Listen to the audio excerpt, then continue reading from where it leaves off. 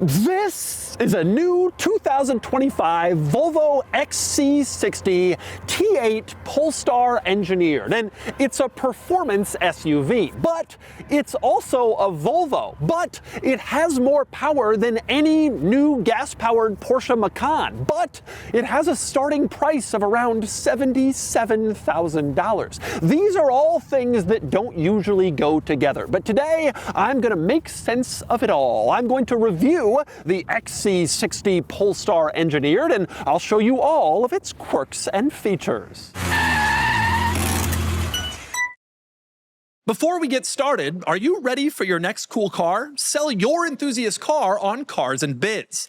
Trading in your car to dealers means you aren't getting market value for your car, leaving you with less cash for your next fun car. Just look at our recent sales of these cool cars compared to current trade-in value. This is a trade-in offer, and this was the Cars and Bids result. This is a trade-in offer, and this was the Cars and Bids result. This is the trade-in offer, and this is the Cars and Bids result. Get started now on carsandbids.com. Sell on Cars and Bids and join the best community to sell your enthusiast car. All right, time for the quirks and features of the XC60 T8 Polestar engineered, starting with the basics. Now, the entry-level base model XC60 starts around $48,000, which is very competitive among compact, mid-sized luxury SUVs. But this one, the Polestar engineered, has a starting price of just under $77,000. Now, that's big money for a Volvo SUV in this segment, but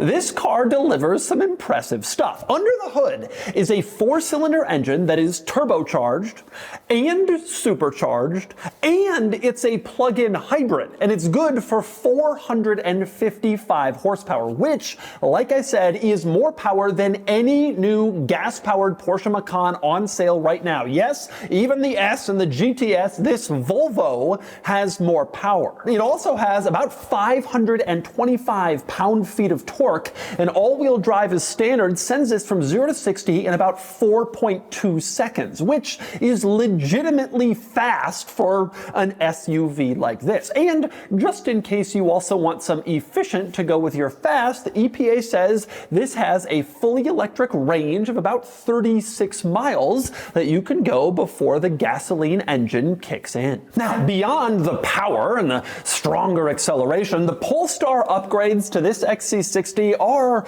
surprisingly subtle, actually. The most notable and obvious is the wheels. The Polestar has these big 22-inch wheels. That's pretty serious for a Volvo SUV, especially an XC60, and around them you have Pirelli P0 summer tires. They're serious about performance when they're not putting all seasons on an all-wheel drive Volvo crossover. You also have extra large brakes, especially in front, as you can see, and those are wrapped in these gold yellow brake calipers. That's kind of Polestar's distinctive color and distinctive touch. In fact, that Polestar color appears in a few places. The valve stem caps are gold in Polestar engineered models, and you also have that gold carried into the seat belts in the interior, reminding you even on the inside that you have the special Polestar model. Now, still on the wheels, in order to have these big wheels and wider tires for more grip, this XC60 also has fender extensions. You can see slightly bulged out fender extensions to cover up the wheels both front and rear, which also gives you the clue that this is the Polestar model. But aside from that stuff, there's really nothing about this car that tells you it's the high performance version of the XC60. It's a very subtle performance upgrade, despite the fact that it's significantly more power and better acceleration than every other XC60. You do have badging, but it's this tiny little badge in back. You can see barely readable. It says Polestar engineered, and you have the same badge up front on the grille. That's basically it. Big wheels, a little badge, and some fender extensions is all you're broadcasting to people. This really harkens back to an era when performance vehicles were subtle and they let the power do the talking. And there's actually actually something kind of cool about that. And the other distinctive touch that these Polestar engineered models have is adjustable suspension. But interestingly, the adjustment is manual. In front, to adjust the suspension, you got to open up the hood, and you can see this is your little dial that you can use to choose exactly the firmness level where you want the suspension. That's what you got to do in front. In back, you actually have to jack up the car and then go into the rear wheel well, and the suspension adjuster is in there. I have a suspicion not too many XC60 people will be doing that, but manually adjustable Öhlins suspension in this car, if that's something that you're interested in adjusting, giving it a little bit more performance chops, I suppose. Now,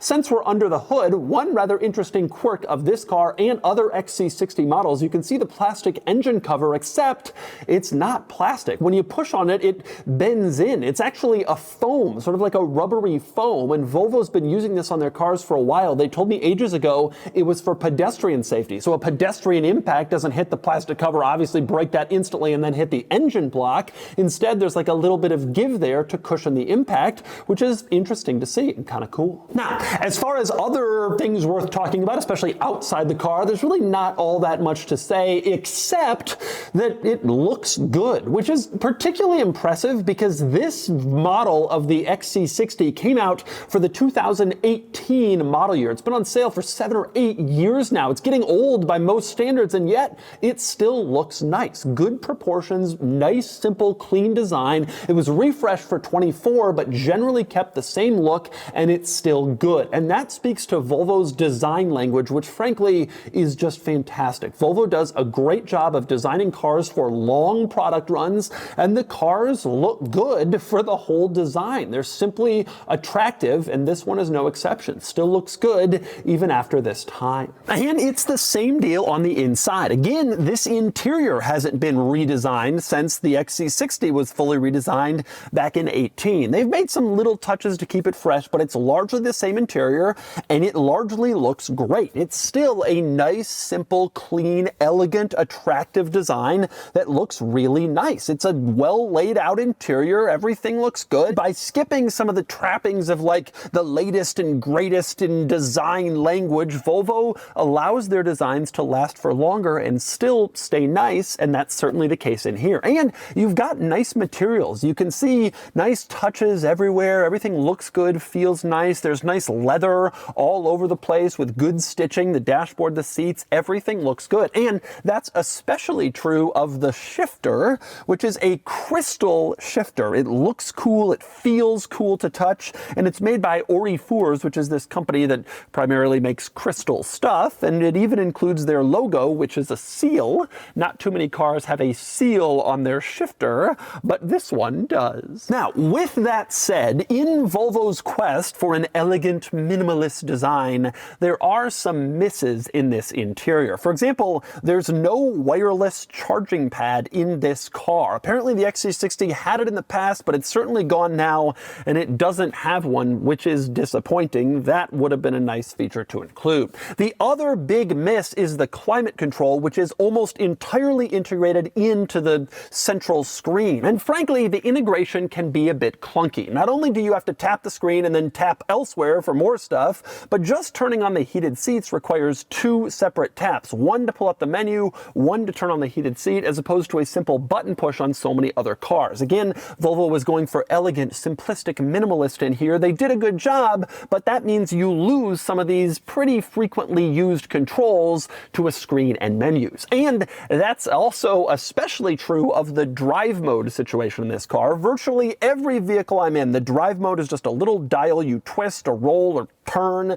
But in this car, to change the drive mode, you got to go into the screen, press the settings button, believe it or not, then tap driving at the top, and only then are your drive modes displayed at the top. That's particularly frustrating in the Polestar model because you're probably going to want to be in the Polestar performance drive mode pretty frequently since you paid up for the extra Polestar-ness. But every time you start the car, it goes back to a basic drive mode, and every time you want to go into Polestar, you got to go settings, driving, drive modes rather than just flipping a switch. Now, with that said, there are many things that I like about this infotainment screen. Probably the biggest is that it's a vertically oriented screen like a smartphone, so you're already coming at this with a pretty good idea of how it's going to be laid out and how to use it. And there's even a home button at the very center in the bottom, like the old iPhones used to have. So anytime you're confused, you're deep in some menu structure, just press that button to go home. It goes right home, and it's very intuitive. That's excellent. And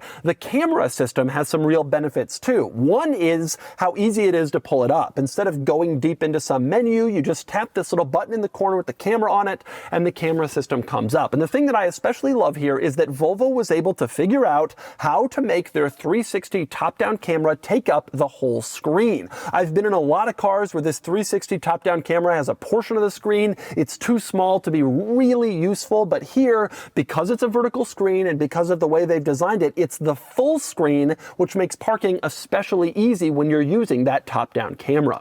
Of course, this system also comes with a lot of familiar apps. It includes Google Maps, which is obviously nice to see, and also Apple CarPlay and Android Auto. And just generally, it's easy to use, responsive to your touch. Overall, a nice, well-designed infotainment system, although the climate controls, some people may not like having them integrated in there, which makes sense. Now, I cannot say the same positive things about the gauge cluster, and I think the gauge cluster screen is one example where this car shows its age a little bit. You do have a full screen gauge cluster here, but it's not really configurable. The map is in the center and then vehicle information on the sides that can't really be changed. You can turn off the map, but it's not replaced by anything, and you can pull up a trip odometer, but that's about it. You can't have your music displayed here, your phone, you can't have it show two things at once. So many other cars do a better job of this gauge cluster screen and its configurability, and it's disappointing to see that Volvo has a miss here and not as much information or configurability as you probably would want. And beyond the tech in this car, interestingly enough, there are some rather cool touches, some quirks and features, if you will. For instance, turning the car on is not just a simple button press. Instead, this is the engine start-stop, and it's a switch that you twist to the right like an old-school key. But obviously, it's a switch, and it's kind of cool and kind of satisfying to make that twist and turn on and off the car. I like that they did that. I wish they'd do it in all their other cars, too. Another interesting control is for the sunroof. You go up to this ceiling control area. There's no switch or dial here. Instead, it's a panel where you slide your finger and the sunroof will slide corresponding to the direction you've slid your finger. To open the sunroof, to open the sunshade, just slide and it opens or closes, which is kind of cool. Another thing I love about this car and a lot of other Volvos, a little hidden secret, is you can fold in the exterior mirrors by pushing the left and right mirror control at the same time. You push them at once and the mirrors automatically fold in, which you might want to do when the car is parked to make sure it doesn't get hit by some passing rogue vehicle. And another interesting quirk of this car, on the windshield on the driver's side at the base, you can see there's a little clip mounted here. Volvo has included this clip in a lot of its vehicles over a lot of years, and its intended purpose is for like parking tickets. If you pay, for instance, at a parking meter and they give you a little printed ticket, you have a little spot where you can display it so the parking meter attendant can see the ticket instead of trying to look for it on your dashboard. Same deal with like a parking pass at a parking garage. That's where you can stick it so it's easily displayed. That's a very cool and practical idea, having that little clip on the windshield so that you can easily display something like that.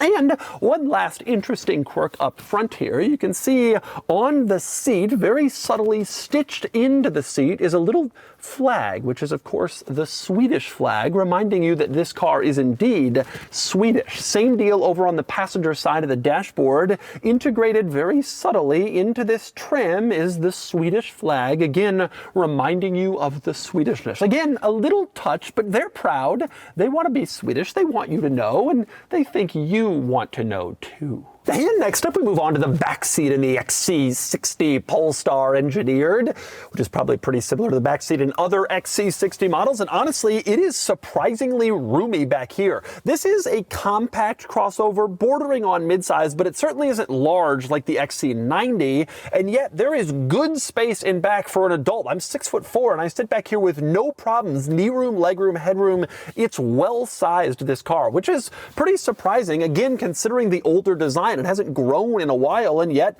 there's good space back here, front and rear in the XC60. Unless you are the middle seat passenger, in which case you are screwed because of the giant hump in the floor for the driveline. There's no way you're going to get your feet around that. There's not enough space for a middle seat person to realistically sit in this car for any longer trips. But good space on the outboard seats, surprisingly, for a vehicle in this size class. As for amenities back here, there are a few. Heated rear seats is nice to have. That's a nice touch, but you don't get central rear climate vents. Now, you do have climate vents on the pillars sort of next to the front seats, which is helpful, but those central climate vents blow more air exactly where you want it, and frankly, most other rivals have them. Disappointing not to see it here. Not a huge deal, but worth pointing out. The other interesting thing to note back here is the device charging situation. You have a little circular device charging port, which implies a cigarette lighter style outlet, but you open it up and it's actually two USB-C ports, which again kind of show off this car's age. I'm sure when it first came out that was a cigarette lighter style port, and then they just morphed it into USB-C but kept the same circular design. Still, it works and it's great, and it charges devices. Also worth pointing out back here, the cup holder situation. You don't get cup holders in the back seats in this car unless you fold down the center armrest, and then when you do that, you can see cup holders appear. But if you want to have 3 across seating back here, that means no cup holders. And finally, we move on to the cargo area in the XC60. Pop open the power tailgate. You can see back here the cargo space is surprisingly generous. And I say surprisingly, especially because rear seat room was also surprisingly generous. Usually, especially in this segment of the market, you have to make a choice between extra cargo space or extra rear seat space. Here, they do both, and in an older vehicle design. This car was really well designed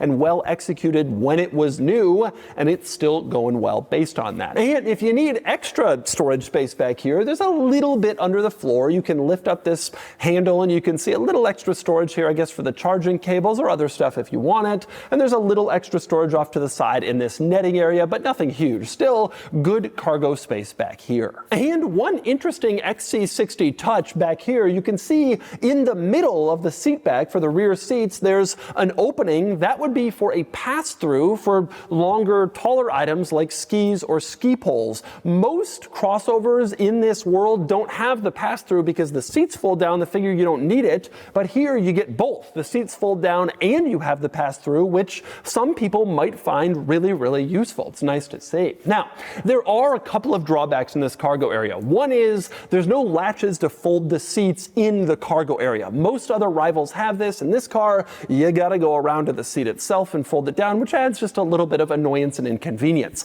Also worth pointing out, there's no household style power outlet anywhere in this car.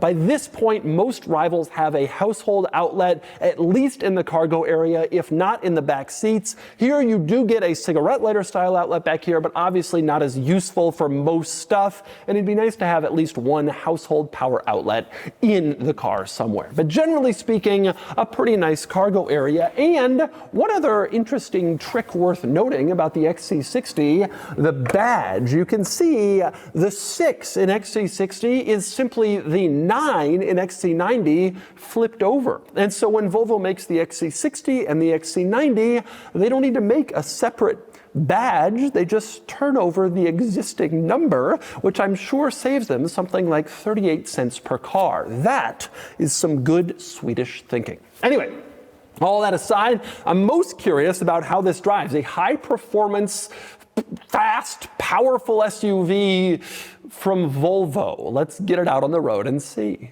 All right, driving the XC60 T8 all-wheel drive Polestar Engineered. It's a long name, but let's just call it the fast XC60. And I gotta say, it is indeed fast.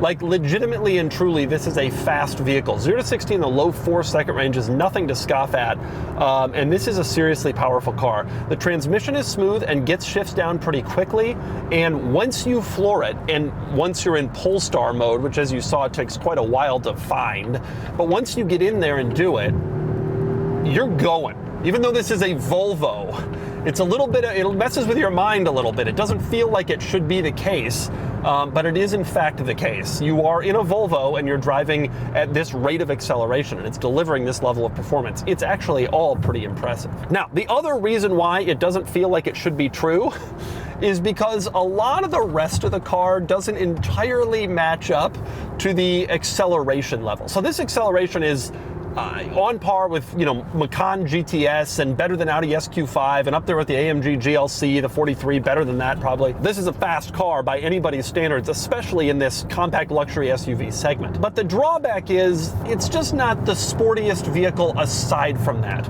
I actually find the chassis to be surprisingly good, and I say surprisingly because my wife had an XC60 for like 6 years, and I never knew it could be awakened like this. It's actually not so bad from a body roll and predictability and like speed of changing directions perspective. It actually is pretty good at all of that stuff. It does a really decent job. Your drawbacks come in probably 2 other areas. Number 1 is the steering, which is fine but not great. It feels numb.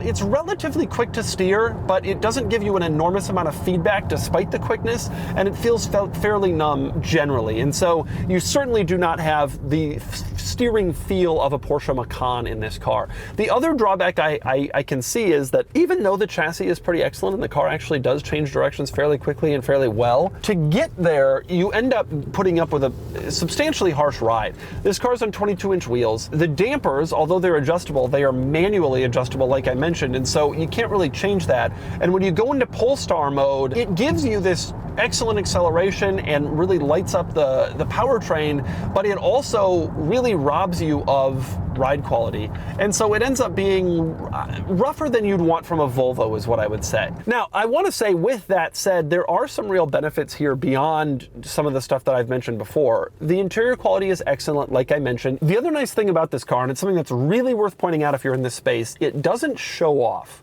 And so it's one of the reasons I got it for my wife years ago, is that you can have this kind of luxury experience like you would in a, you know, Land Rover, or an entry-level Land Rover, or a BMW, or a Mercedes, but you're not bragging to everybody. Volvo is not a brand that people look at and think of as bragging. Volvo's a brand that people look at and think of as restrained. And so you get the same experience, but you don't have to have sort of the ego and just the in-your-face that comes with driving a BMW or something like that. And there will be people who get this car because they want the performance, they want the acceleration of a Macan or an X3, but they just don't want to have a BMW or Porsche. And I get that, and I think that's totally reasonable. And I think that this car's design lends itself nicely to that as well. It's a subtle-looking car, it's a subtle brand, and yet you really do get a nice, high-quality vehicle in here. So to sum up, this is clearly a car for kind of a different type of performance luxury SUV buyer, I would say. If you want something that's a little bit different, a little more subtle, a little more like the thinking man's version, something that doesn't show off as much, this car delivers a lot of the great performance those do without much of that stuff. It doesn't have necessarily the dynamics or the steering feel, etc., but it's not so bad and it's nice to drive. Its primary drawback really being that you're paying the same as those other brands, BMW and Mercedes and Porsche, etc., and so that's a little bit of a tough sell. And so that's the new Volvo XC60 T8 Polestar engineered. It may not be an X3M or a Macan Turbo, but if you want a nice SUV that flies under the radar but still has excellent performance, this is the one. Everybody will think you're in a nice, safe, regular Volvo until you floor it, and then you're gone. Anyway, now it's time to give this XC60 a DougScore. And the DougScore is here, 61 out of 100, which puts the XC60 here against some rivals. It actually ties the Mercedes-AMG GLC 43, mainly because the Volvo is a bit faster, and I think it's a bit better looking, though the GLC wins for handling and overall value, given the Volvo's high price tag and aging design and technology. This is a cool SUV, the XC60 T8, but it has limited appeal. Most people who want a performance SUV don't think of Volvo first, or second, or even at all. Nonetheless, if you do, you might be pleasantly surprised.